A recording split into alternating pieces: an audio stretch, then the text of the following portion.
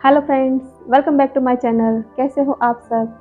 आज करवा चौथ है और सबसे पहले करवा चौथ की मैं उन सभी को बहुत बहुत शुभकामनाएं देना चाहती हूँ जिन औरतों ने अपने पतियों की लंबी उम्र के लिए करवा चौथ का व्रत रखा है। तो माता करवा से पहले तो हम प्रार्थना करते हैं कि उनकी हर मनोकामना को माँ करवा पूरा करे। और वैसे तो देखा जाए तो ये व्रत सुहागन औरतों के लिए बहुत ही खास होता है। केवल सुहागन औरतें ही नहीं, इस व्रत का इतना क्रेज़ है कि आप देखिए कि बड़ी से बड़ी सेलिब्रिटी या कोई भी कॉमन इंडियन वुमेन जो होती है वो इस व्रत को ज़रूर से ज़रूर करते हैं, क्योंकि इस व्रत में खासकर अपने पति की लंबी उम्र के लिए औरतें जो है वो पूरा दिन बिना खाए पिए, इवन पानी तक नहीं पीती है और अपने पति की लंबी उम्र के लिए ये व्रत रखती है। तो ये सब तो आप जानते ही हैं। तो मैं उन जेंट्स को भी, उन पतियों को भी हार्दिक बधाई देना चाहूँगी जो पति अपने पत्नियों के लिए भी ये व्रत रखते हैं।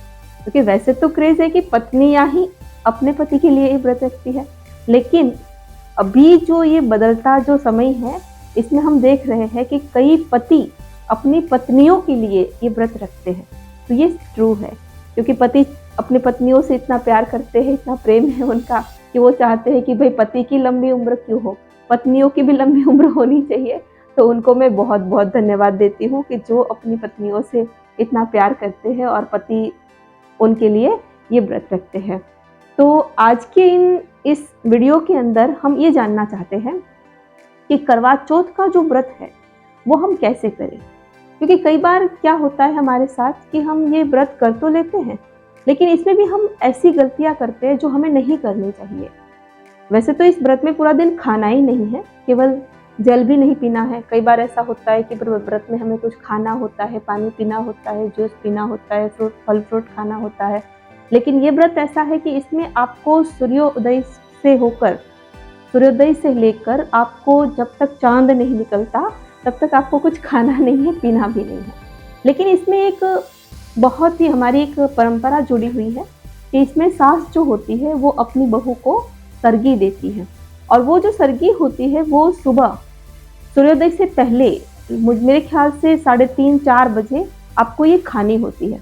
तो मैं आपसे ये कहना चाहती हूँ कि उन सरगी में आप ऐसी चीज़ों को शामिल करें, ऐसी चीज़ें आप खाएं जिससे आप पूरा दिन तरोताज़ा महसूस करें, आपको वीकनेस फील ना हो। क्योंकि कई बार ऐसा होता है कि नई नई शादी जिसकी होती है वो औरतें जब ये व्रत को रखती है तो वो बीमार सी हो जाती है, क्योंकि उन्हें पता नहीं होता कि क्या करना है। कई औरतों को ये नहीं पता होता कि सर्दी में खाना क्या है, तो वो ऐसी ऐसी चीज़ें भी खा लेती है जिसकी वजह से ये होता है कि वो बीमार हो जाती है। तो हमें ऐसा नहीं खाना है। तो मैं आपको ये बताना चाहती हूँ कि सर्दी में हमें क्या खाना चाहिए। परंपरा तो ये है सर्दी में कि भाई सेवई खाने का रिवाज है। सेवई क्यों खानी है? क्योंकि सेवई में एक तो दूध होता है, वो दूध से बनाई जाती है, तो दूध में हाई प्रोटीन है, और प्रोटीन जब हम एक बार ले लेते हैं तो हम पूरा दिन जो है वो एनर्जी से फील करते हैं। तो आप सेवई खा सकते हो। सेवई के साथ साथ आप फ्रूट्स ले लो, ड्राई फ्रूट्स ले लो।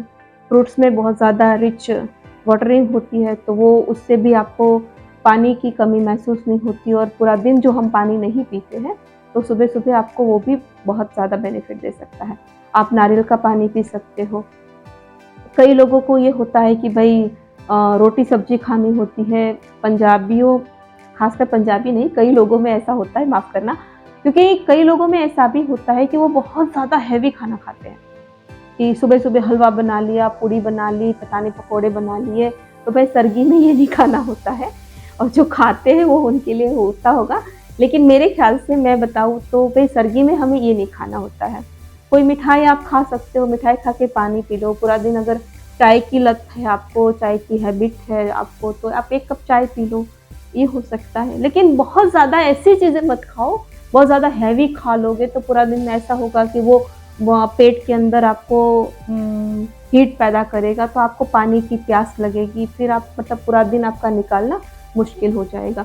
तो ये सब चीज़ें नहीं खानी होती है। खासकर आप वही खाइए, सेवई खा सकते हो आप, ठंडी करके आप सेवई खाइए, नारियल का पानी पीजिए, फ्रूट्स खा सकते हो, आप ड्राई फ्रूट्स खा सकते हो, और इसके साथ वही है, आप चाहो तो एक गिलास दूध भी पी सकते हो। अगर सेवई नहीं खा सकते हो तो आप एक गिलास दूध भी पी लो, क्योंकि दूध में वही है, प्रोटीन है, तो आपको वो एकदम से मतलब एनर्जी फील करेगा।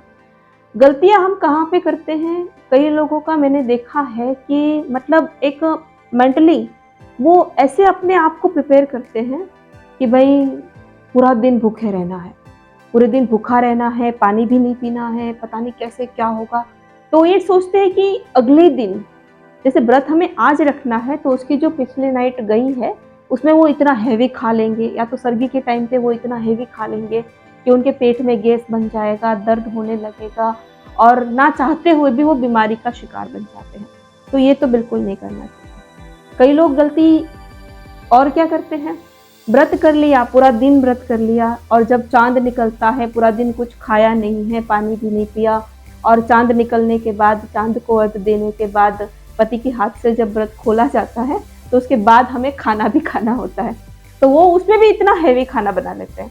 तो भाई उसमें भी इतना हैवी नहीं खाना, वो सोचते हैं कि अरे पूरा दिन तो नहीं खाया तो एकदम से ठूस ठूस के खा लो, बस पूरा दिन तो मिला ही नहीं है। तो भाई ये गलती भी मत करिए, क्योंकि एकदम से आप हैवी खा लोगे, एकदम से बहुत ज़्यादा खा लोगे, तो वो भी आपके लिए ठीक नहीं होने वाला है। तो बस मेरा कहना आपसे यही है कि भाई ऐसा आपका डाइट प्लान करवा चौथ के दिन बिल्कुल ना रखिए जो आपको बीमार कर दे, क्योंकि ये व्रत है और एक दिन का ही तो व्रत है। वैसे तो हम खुद ही कहते हैं कि भाई हमारी बॉडी को आप वीक में एक दिन ऐसा दो कि पूरा का पूरा दिन आपको कुछ खाना ही नहीं है, पूरा मशीन को आराम दो, पूरा ये आपको कुछ नहीं खाना है, एकदम से व्रत कर लो, उपवास कर लो। तो ये समझो कि भाई ये तो एक साल में एक बार आया है, तो आपको एक दिन के लिए कुछ अगर नहीं भी खाते हो तो आपको कुछ नहीं होने वाला है। तो मतलब ये मत सोचो कि भाई कुछ एनर्जी चाहिए, कुछ ये चाहिए, वो बहुत ज़्यादा खा ले, बहुत हैवी खा ले, ये नहीं करना है। इससे आपको बेनिफिट की जगह पे आप मतलब अपने साथ कुछ ना कुछ आपको बीमार हो सकते हो, कुछ ना कुछ पेन हो सकता है, या दर्द, पेट में पेन हो सकता है, गैस हो सकता है, सर में गैस चढ़ सकती है, तो ये सब चीज़ें होती है। तो ये सब नहीं करना है, हल्का फुल्का बस आराम से व्रत करिए और पति के प्यार को याद करिए। पूरे जो भी आपके जितने भी साल शादी को हुए हैं, जितने भी दिन आपके जो अच्छे दिन बीते हैं उसे याद करिए, आराम से पूरा दिन बीत जाता है।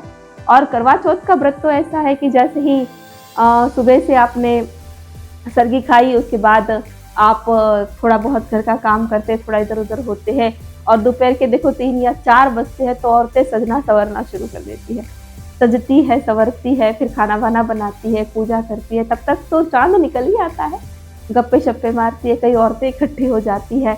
तो बड़ा ही मज़े का व्रत है ये, बहुत ही मज़ा आता है इसमें।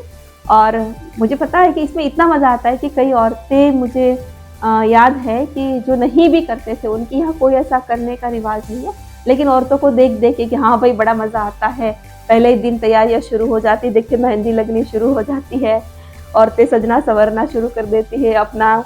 कोई पार्लरों में देखो आप, इतनी भीड़ लगी हुई है कि नंबर आने का तो सवाल ही नहीं उठ रहा है।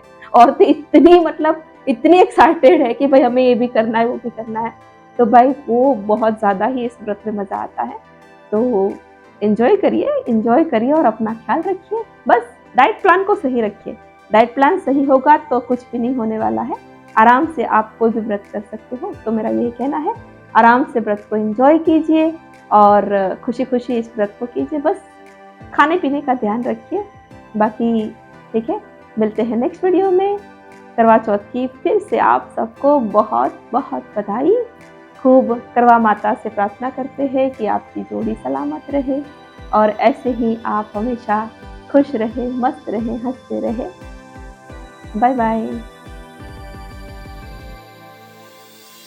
जो भी इस वीडियो को पहली बार देख रहे हैं वो लाइक करें, शेयर करें और सब्सक्राइब करना बिल्कुल ना भूलें, क्योंकि सब्सक्राइब करना फ्री है, इसमें आपको एक भी रुपया देना नहीं पड़ेगा, ये बिल्कुल फ्री है।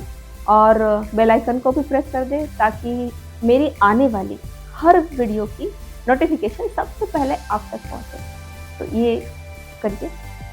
तब तक के लिए अपना ध्यान रखिए, हंसते रहिए, मुस्कुराते रहिए, खुश रहिए। Bye bye.